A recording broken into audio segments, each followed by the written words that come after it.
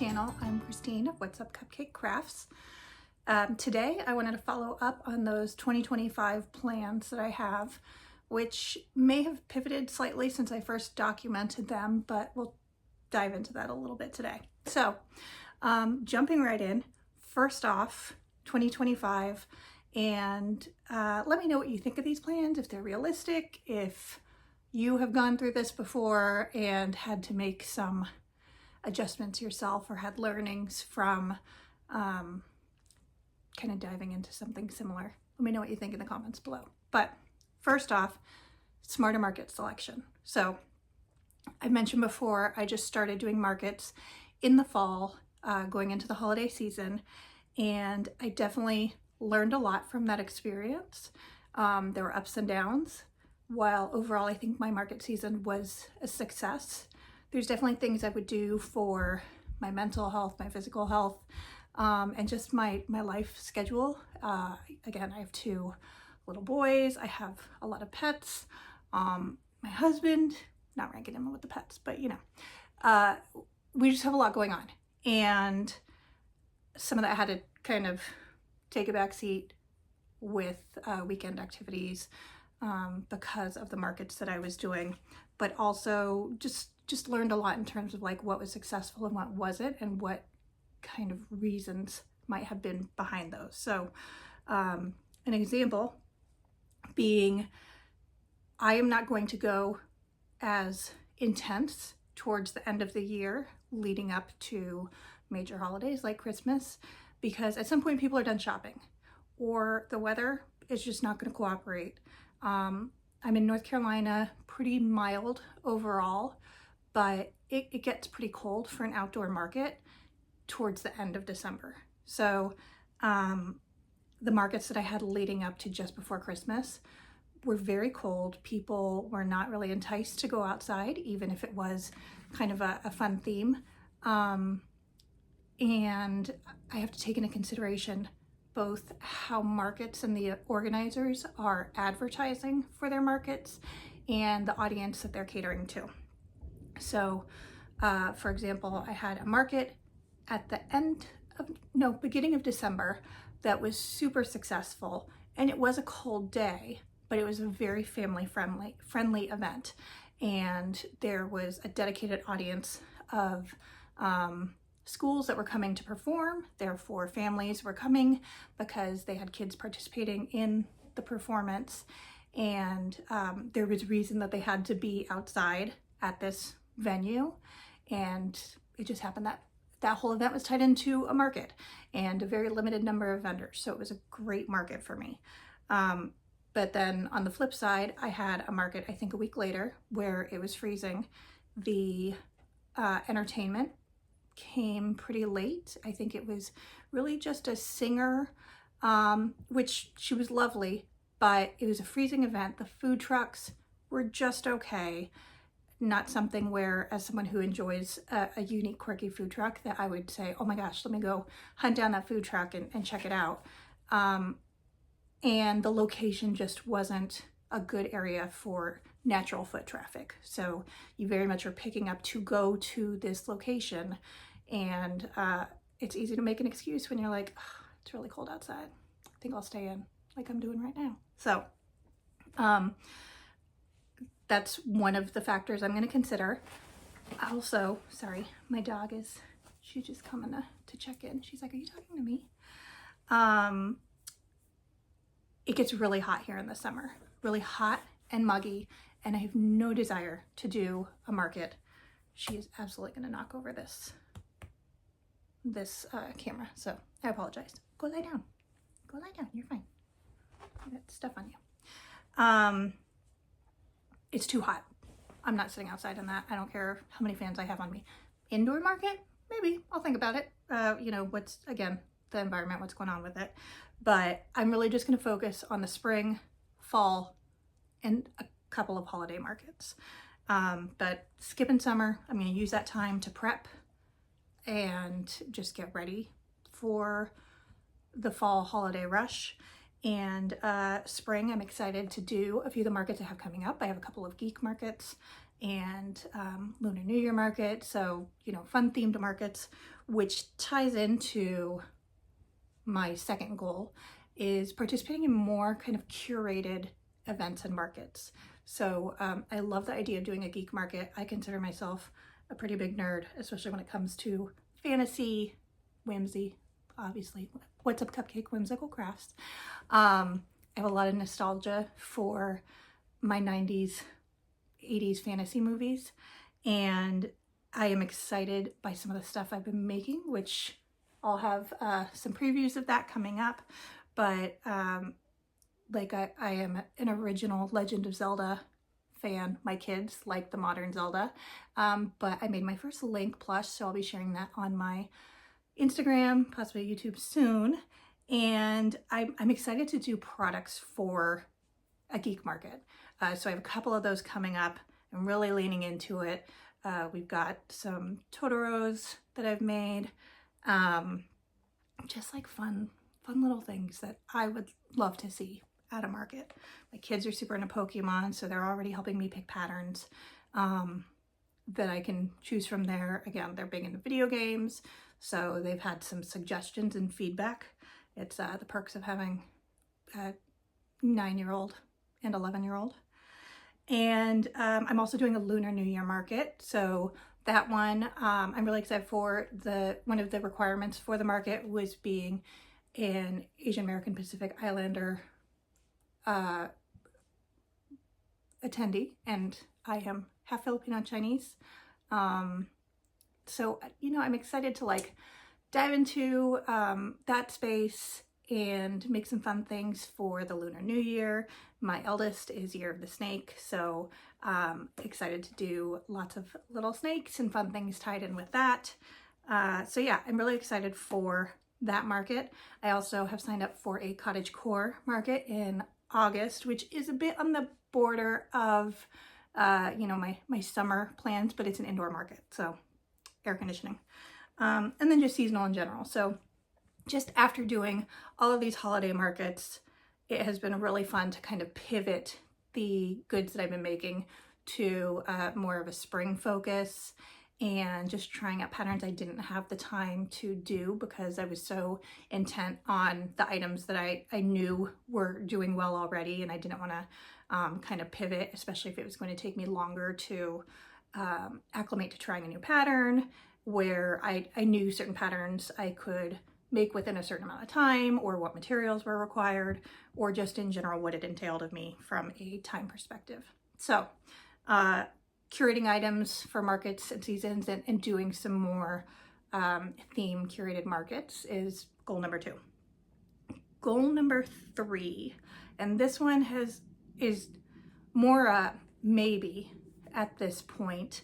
Well, part of it is. So I really want to try my hand at some patterns, making my own patterns. I have been doing fiber arts for a very long time, crochet amigurumi less so within the last year, maybe 2 years, considering like the Woobles kits I did originally. But you know, before this I was doing blankets and sweaters and garments, things like that. But I really want to try my hand into patterns that I haven't seen represented in the vast world of coffee, Etsy, Ribbler, all of that, or that just reflect things that I'm into that I have not seen a design or style that I particularly liked.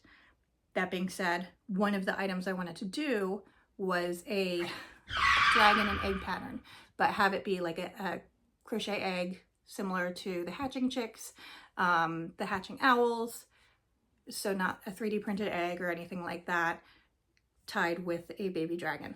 Well, based on the Crochet World this week, Year of Our Lord 2025, January, there has been quite a bit of drama in the crochet world, and I'm sure this is not new drama, especially based on the comments, but of who owns dragon pattern rights, and are they too similar to other artists' dragons, and so on. So yeah, I mean, maybe not my baby dragon and egg idea. Again, I want something that's completely different, but ain't nobody got time for that drama. So Anyways, I have a few ideas of things I want to make that are not dragon and eggs, but there's been a lot of popcorn making in this house as I go back and forth between the different viewpoints on that, which I won't necessarily dive into, but yeah, it's interesting just seeing this community. It has seemed to be a very supportive community, and I get that someone can feel like their toes are being stepped on, or that there is not enough of a difference in the way something is being created. But it's also interesting to see how all of it's being handled and some of the sides being taken. So good times. Dragon Gate 2025. So yeah, I'd love to do some patterns. We'll see. I also want to do my own safety eyes. So that I actually have been working on. I'm excited to have my first drop of safety eyes.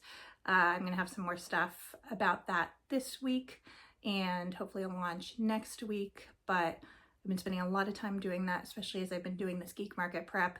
I have some fun items that I'm making. I have a new wyvern pattern that I just got. I can't remember who the maker is. Let's see.